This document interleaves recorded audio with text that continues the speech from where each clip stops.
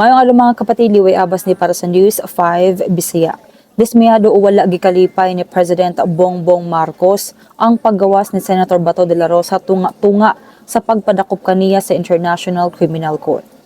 Sumala kang Palace Press Officer Yusek Claire Castro, obvious daw kaayo nga wala malipay si PBBM sa paggawas ni De La Rosa sa Senado. Gituki sa presidente ang nahitabo sa Senado, labi na ang gubot adtong pag-attempt nga mag-serve og ICC arrest warrant batok sa senador. Wala daw siya na-disappoint sa cabinet secretaries, pero dismayado daw siya sa mga nahitabo sa Senado. Ingon daw ni PBBM, dapat daw unta nga magpatuman sila og mga balaod, dili ng personal interest ra. Gilingod sad sa palasyo nga nag-fail ang National Bureau of Investigation nga iserve ang arrest warrant batok kang De La Rosa. Kung inosente daw ang senador, kinahanglan daw niyang magpakita, ug kung testingan daw niya nga gawa sa nasod, dakpon gud siya. May numduman nga niingon ang presidente nga wala siya nagmando nga dakpon si De La Rosa kay gusto nilang respetuhon ang Supreme Court, human nihangyo og temporary restraining order ang senador batok sa ICC arrest warrant. Mas naman kaniyatong balita, magpadayon na sa pubantay sa social media pages sa News 5 para sa iba't pang mga balita ug update.